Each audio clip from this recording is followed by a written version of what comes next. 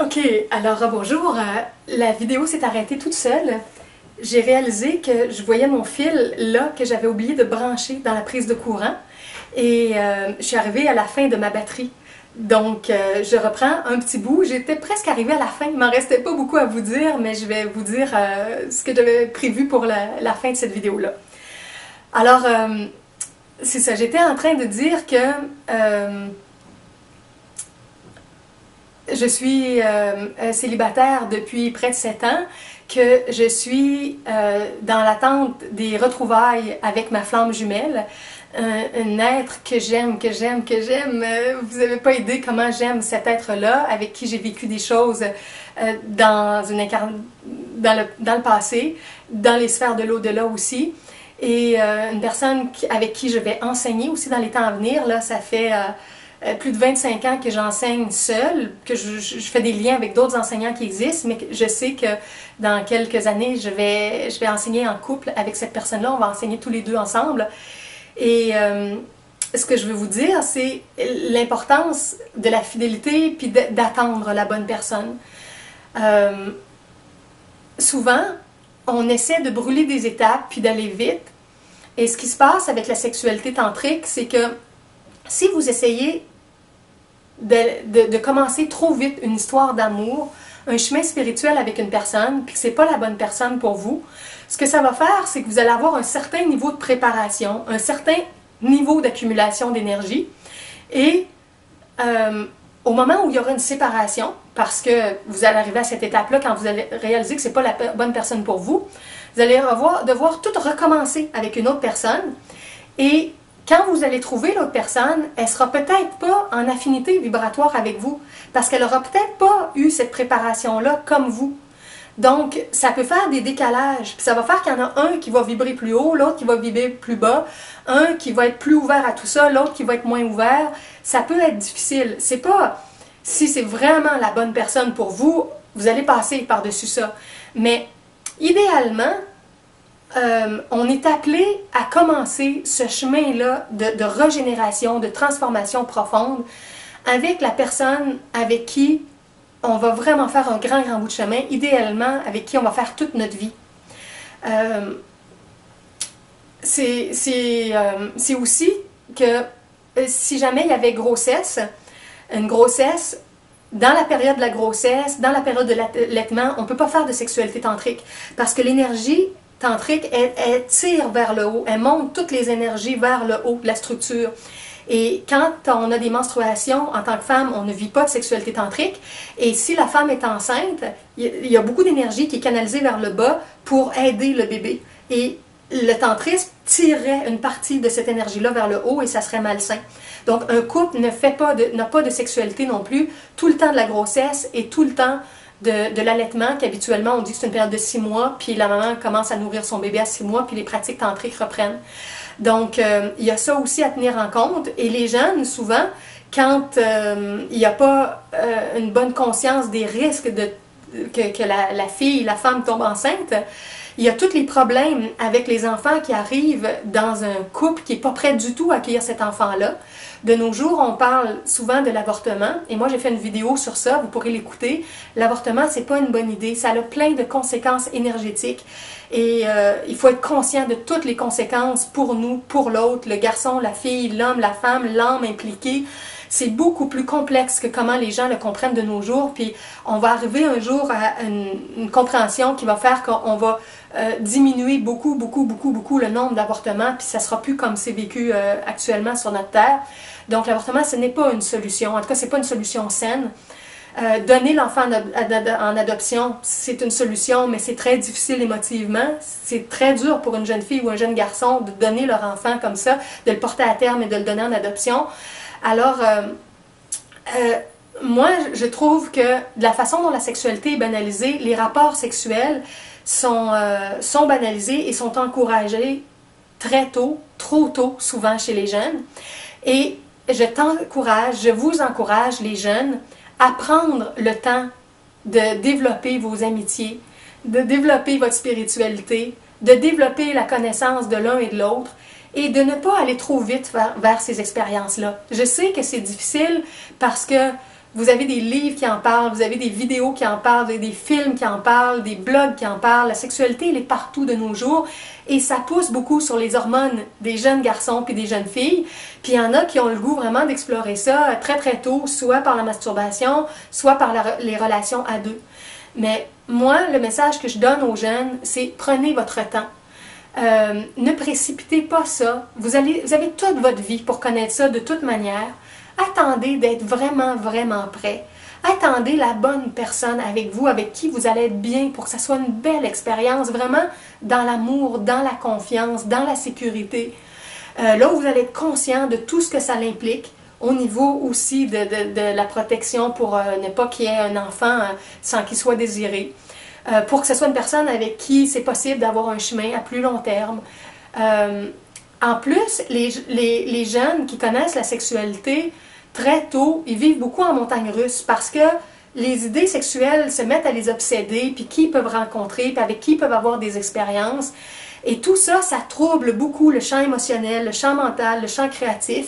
Et certains jeunes deviennent obsédés un peu avec ça.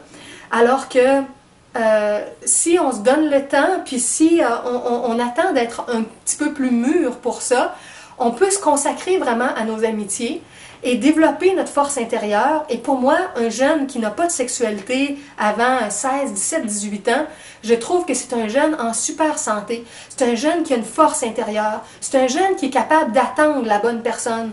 C'est un jeune qui ne va pas suivre les autres juste pour être à la mode ou pour paraître comme ci ou comme ça. Il y en a même qui pensent, qui se disent si je fais pas l'amour avec ce garçon-là ou si je fais pas l'amour avec cette fille-là, peut-être qu'il va me laisser, il voudra plus me parler ou voudra plus être en couple avec moi. Moi, ce que j'ai à dire sur ça, c'est que si une personne ne veut plus être ton ami ou veut plus être en couple avec toi parce qu'il n'y a pas de sexualité pour l'instant, c'est que cette personne-là ne t'aime pas assez. Quand on aime vraiment, vraiment quelqu'un, on veut passer du temps avec cette personne-là, on veut la connaître. Et on veut la connaître de façon multidimensionnelle. On ne veut pas juste la connaître sexuellement. Ça, c'est pas de l'amour, c'est de la dépendance sexuelle. Beaucoup de jeunes sont dans la dépendance émotionnelle ou sexuelle. Ils veulent des expériences émotionnelles ou sexuelles avec l'autre, puis ils ont de la difficulté à se porter seuls. Si toi, tu es un garçon ou une fille qui est capable de te porter dans ton célibat, puis garder ton énergie, puis ne pas prendre les patterns conventionnels des autres, c'est toi qui vas en bénéficier. Les autres pourront bien dire ce qu'ils veulent, ils pourront vivre ce qu'ils veulent, mais les conséquences énergétiques de tout ça, c'est eux qui vont les avoir, et quand ça va être plus malsain, c'est eux qui vont devoir vivre avec. Et si toi, tu prends un chemin qui est plus sain, qui est plus santé, sain, S-A-I-N, on pourrait dire S-A-I-N-T aussi, mais je voulais dire S-A-I-N pour la santé.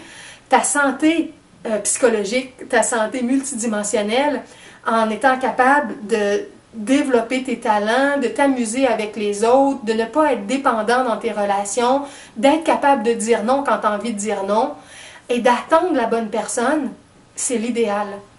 Alors, moi, je guide ma fille pour que, idéalement, elle ne plonge pas dans ses expériences sexuelles avant l'âge de 16, 17 ou 18 ans. Puis même si c'est plus, si elle ne rencontre pas la bonne personne, puis si ça va à 20 ans, si ça va à 22, 25 ans, c'est pas un problème non plus. Il y aura toute la suite de la vie pour avoir des expériences. Puis toutes les fameuses montagnes russes reliées aux expériences difficiles, des couples qui entrent ensemble, qui se séparent, qui ont des attirances sexuelles, qui en ont plus, qui en a un qui veut pas. C'est très difficile à vivre. Puis quand on connaît pas ça au départ, ça nous manque moins. Mais une fois qu'on a commencé à jouer avec ça, ça nous manque davantage quand on l'a plus. Alors, moi, j'invite les jeunes à prendre leur temps. Et même certains jeunes qui seraient capables d'attendre le moment où ils vont s'engager avec quelqu'un. Je ne parle pas d'un engagement nécessairement dans le mariage religieux ou dans le mariage civil. Pour moi, le mariage profond, c'est un mariage au niveau du cœur. C'est de sentir qu'avec l'autre âme, on fait un. On s'aime, on veut s'entraider, on sent qu'on va être capable de passer à travers des difficultés, on veut cheminer à long terme ensemble. On a déjà pris des mois ou des années pour se connaître. Moi, je dis qu'on ne peut pas former un vrai couple fort, stable, avant 9 à 12 mois de fréquentation ensemble. Donc, je dis aux jeunes, idéalement, attendez au moins 9 à 12 mois, au moins, avant de vous penser engager avec quelqu'un, puis avant d'aller dans l'intimité avec quelqu'un.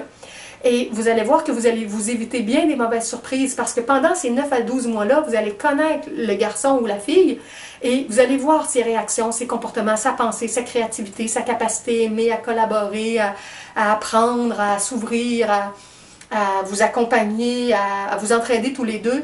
Vous allez voir à qui vous avez affaire. Puis vous allez vraiment voir plus après 9 ou 12 mois si vous avez vraiment le goût d'être intime avec cette personne-là. Puis là, ça ne sera pas de la dépendance émotionnelle ou sexuelle. Ça va être parce que vous allez avoir des bases que vous allez avoir développées ensemble.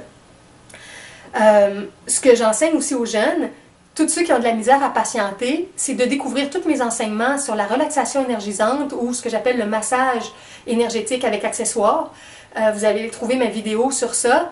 Il y en a une où je présente les accessoires, il y en a une où je fais une démonstration sur le corps d'une personne. Donc, si vous découvrez ça, vous pouvez faire des expériences avec vos amis en relaxation énergisante avec des accessoires, en massage avec des accessoires. Ça peut se faire sur les vêtements, ça peut se faire semi-habillé avec un costume de bain, avec des shorts puis un t-shirt.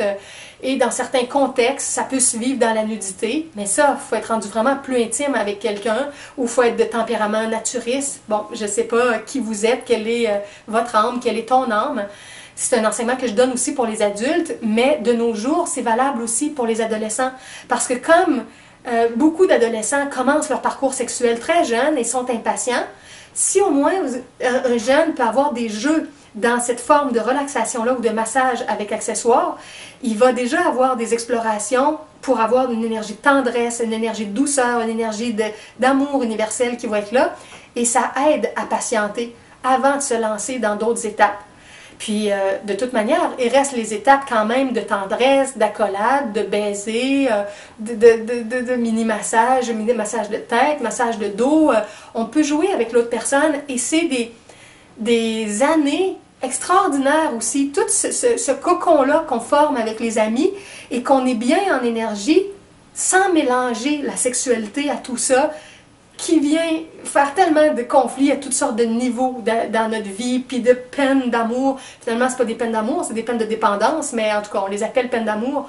Donc, je t'invite vraiment à développer ta patience, à développer l'éventail de tes jeux et de tes activités et du continuum du toucher, de la tendresse, des massages, de la relaxation que tu peux vivre avec la danse même, des cours de danse, des activités de danse.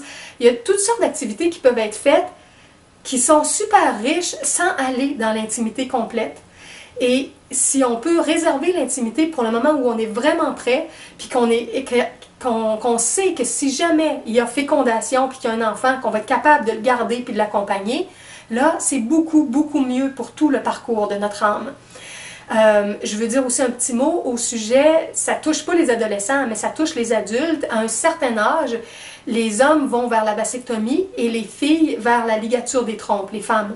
Alors, c'est deux modes de contraception que je ne recommande vraiment pas parce que ça bloque les canaux et l'énergie ne peut plus circuler à partir des glandes sexuelles, des testicules chez l'homme ou des ovaires chez la femme pour s'en aller au centre du corps et ensuite monter vers le haut.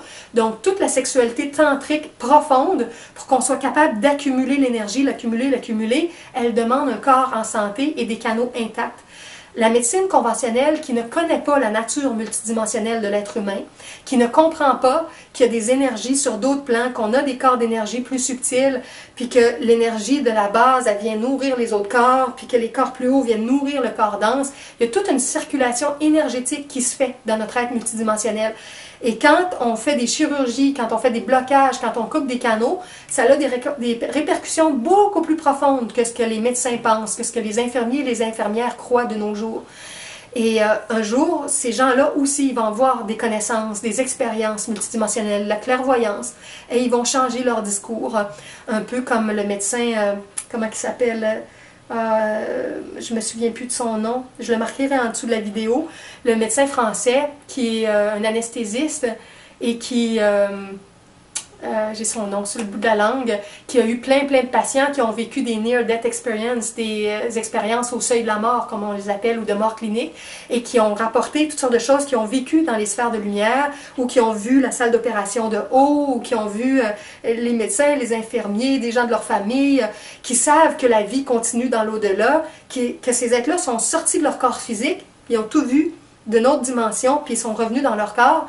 Alors ça, c'est des médecins qui ouvrent la conscience de d'autres médecins, qui ouvrent la conscience du personnel médical et des gens qui rencontrent. Sur mon site, Le Paradis sur la Terre, dans la section vidéo, il y a une conférence d'1h30 qu'il a donnée ce médecin-là qui s'appelle « Les 7 raisons pour croire en l'au-delà ». Puis c'est très bon, donc vous pouvez aller écouter cette conférence-là qui est gratuite sur le web, puis il y a une référence, je crois, à son livre aussi qu'il a écrit, qui lui, il ne le donne pas gratuitement, mais bon, de nos jours, il y a plein de livres et on peut s'acheter un livre, hein, mais sa conférence est gratuite. Ça vient de plein de témoignages de gens autour de lui qui lui ont ouvert les yeux et lui ont démontré, même si avant il ne croyait pas à ça du tout, que oui, l'au-delà existe, les sphères de lumière existent, les sphères d'ombre existent aussi, parce que le plan physique c'est un plan intermédiaire et dans toute la structure multidimensionnelle, le plan physique ici nous permet d'avoir accès à tout ce qui est plus haut et un jour tout ce qui est plus bas. Donc une âme qui désincarne, si elle vibre très bas, si elle a des idées très malsaines, elle va plonger dans des sphères vibratoires plus basses pour aller rencontrer des âmes qui sont là puis qui vivent des choses lourdes, désagréables, des conflits, des violences. Mais c'est pas comme ça l'était enseigné et mal enseigné autrefois. C'est pas un chemin éternel qu'on parle d'enfer ou de ciel, d'infradimension, de supradimension, c'est un chemin de conscience. Quand la conscience se transforme, les expériences se transforment, les ouvertures se font. Alors peu importe où on se retrouve, ici sur le plan physique, dans des infradimensions, dans des supradimensions, là où notre âme va, si notre âme s'ouvre, si notre âme apprend, si notre âme veut grandir, si notre âme veut aimer, si notre âme veut se reconnecter à la source de vie, la source solaire, le grand soleil central, qu'on l'appelle Dieu, Allah, le sans nom, peu importe le nom qu'on lui donne, si on se reconnecte, puis qu'on devient un être qui transporte une énergie de plus en plus bienveillante, toute notre vibration change, l'aimant qu'on est change, on attire de nouvelles personnes, les gens se comportent avec nous de nouvelles façons, et les accès qu'on a à certains endroits, à certains lieux vont changer. Il y a des gens qui vont nous faire connaître d'autres endroits, d'autres portes, d'autres sphères vibratoires et on va avoir accès à d'autres lieux.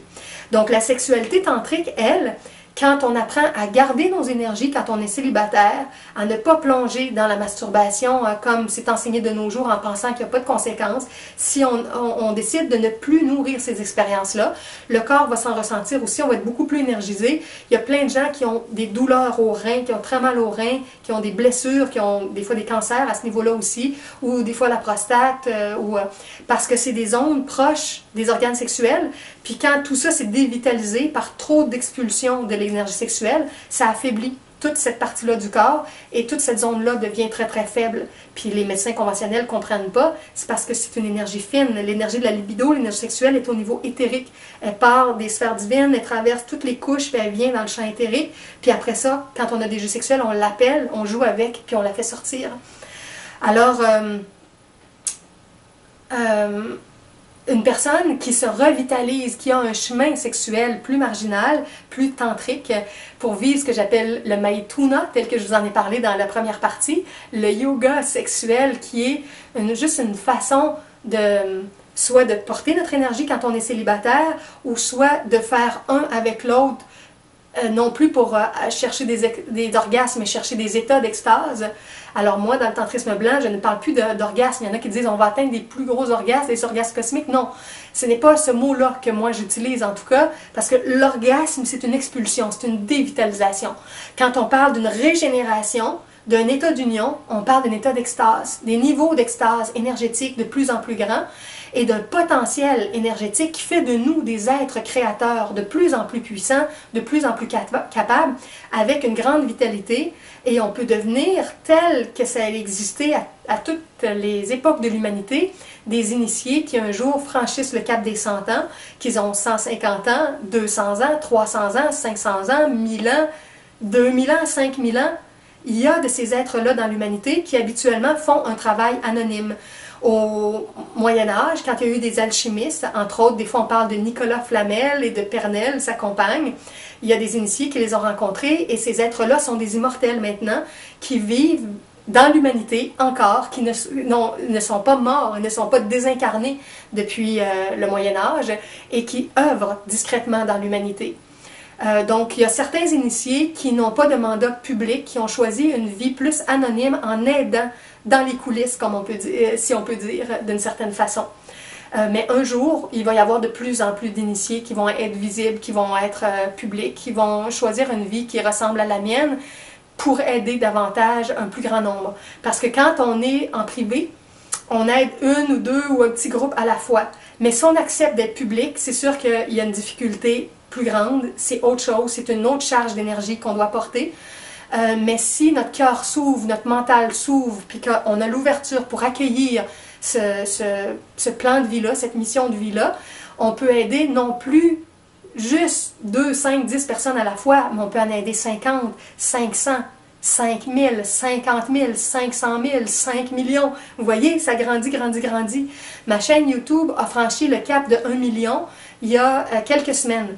Ce qui veut dire que, bon, ça augmente et ça va augmenter de plus en plus. Donc, c'est des millions de gens qui vont avoir accès à tout ça parce que j'ai accepté d'être public. Et c'est pas toujours facile, mais d'autres fois, il y a des choses qui sont très, très belles aussi avec ça. Alors, c'est à toi de réfléchir à ton chemin. Qu'est-ce que tu veux pour ta vie?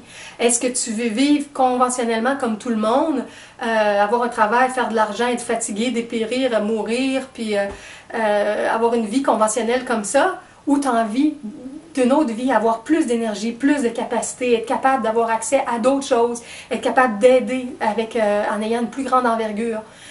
Donc moi, je te propose tout ça. Et libre à toi de voir qu'est-ce qui t'intéresse ou non dans ça. Et parfois aussi, comme je dis, on a des années de réflexion, d'essais d'un côté, de l'autre.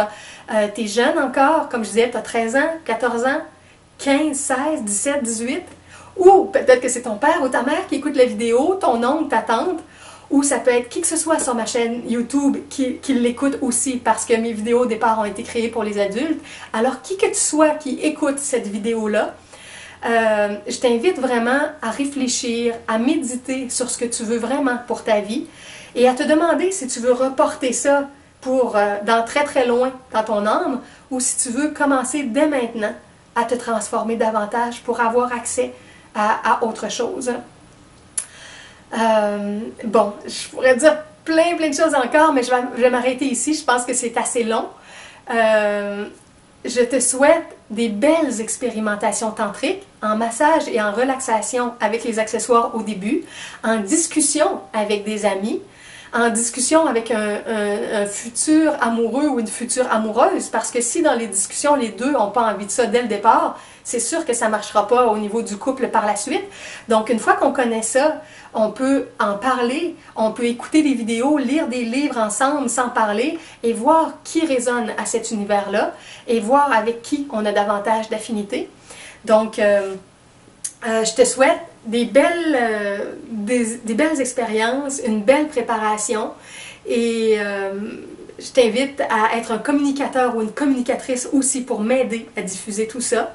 Et au plaisir de se rencontrer un jour, que ce soit par courriel ou que ce soit en personne dans l'une de mes activités. Peut-être qu'un jour aussi j'irai en conférence dans ton école ou dans l'entreprise où tu travailles ou travailleras ou dans un centre communautaire ou peut-être aussi qu'on se croisera en conférence. Mais pour l'instant, la majeure partie de mes conférences sont en vidéo. Le public est formé des gens qui sont chacun dans leur maison, dans leur appartement, dans leur pays, leur ville ou leur village et c'est déjà très très bien comme ça. Merci d'avoir écouté, merci d'avoir pris de ton précieux temps pour écouter cette vidéo-là. Je t'envoie tout mon amour, toute la paix, la force qui m'habite et je souhaite le meilleur pour toi.